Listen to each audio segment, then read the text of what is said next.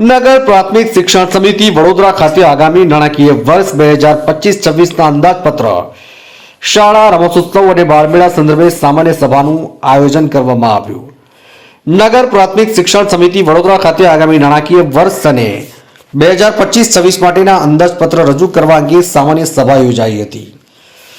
આ અંદાજપત્રમાં શાળાના શિક્ષકો, પેન્શનરો અને શાળા બાલવાડીઓના ખર્ચની ગ્રાન્ટની સાથે સાથે પ્રાથમિક અને માધ્યમિક શાળાઓમાં વિદ્યાર્થીઓની શૈક્ષણિક સુવિધા બાબતે નાણાકીય આયોજનની ચર્ચા કરવામાં આવી. આ ઉપરાંત આગામી સમિતિ કક્ષાના રમતોત્સવ અને બાળમેળાના આયોજન સંદર્ભે ચર્ચા કરવામાં આવી. આગામી સમિતિ કક્ષાનો રમતોત્સવ તારીખ 26, 27, 28 ડિસેમ્બર 2024ના રોજ યોજાશે, જ્યારે બાળમેળા સંદર્ભે આગામી સમયમાં બોર્ડની વિશેષ બેઠકનું આયોજન કરવામાં આવશે.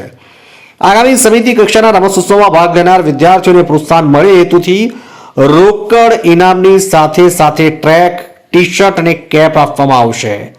સમગ્ર બોર્ડ દ્વારા આગામી બજેટમાં સમિતિની શાળાઓમાં વિદ્યાર્થીઓની સંખ્યામાં વધારો થાય અને ડ્રોપ આઉટ રેશિયોમાં ઘટાડો થાય તે માટે વિશેષ આયોજન કરવા સંદર્ભે અંદાજપત્રમાં વિવિધ સદનોમાં વધારો કરવા માટે સૂચનો કરવામાં આવ્યા.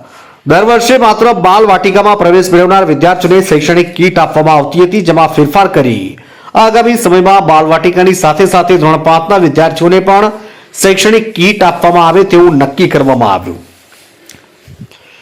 આધુનિક સુવિધાઓ ઉપરાંત શાળા મકાનના રિપેરિંગ, કલર કામને પ્રાધાન્ય આપવા બાબતે ચર્ચા કરવામાં આવી. ઉપરાંત વિદ્યાર્થીને ગણવેશ, બૂટ, મોજા તેમજ સ્માર્ટ ક્લાસની સંખ્યામાં વધારો કરવામાં આવશે એવી રજૂઆત કરાઈ હતી.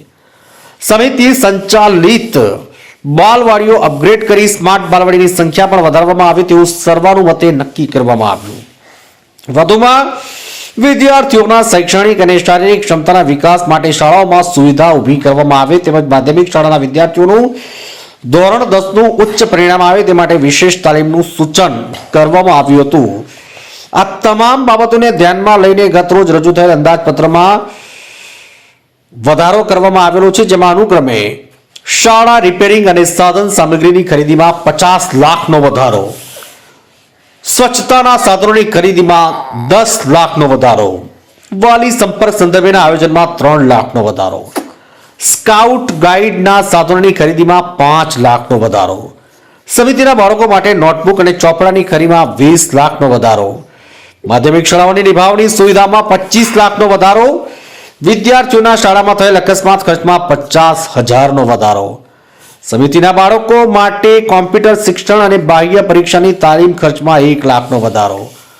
આમ સમિતિ તરફથી રજૂ કરવામાં આવેલ 2,58,00,000 રૂપિયાના અંદાજપત્રમાં કુલ 1,14,50,000 રૂપિયાના વધારા સાથેનું કુલ 2,59,000